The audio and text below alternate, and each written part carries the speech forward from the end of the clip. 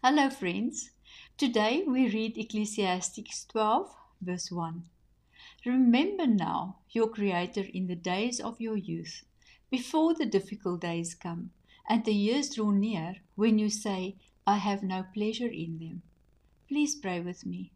Lord, I pray for a generation that remembers you, not only when life gets hard, but while it's still unfolding.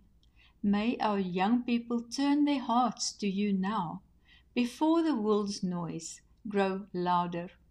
Teach them to seek you early and often. Let joy and purpose flow from a life built on you from the start. May they not waste their strength on temporary things, but invest in eternal purpose. And may we, your church, lead them well, not just by instruction, but by example. In Jesus' name, amen.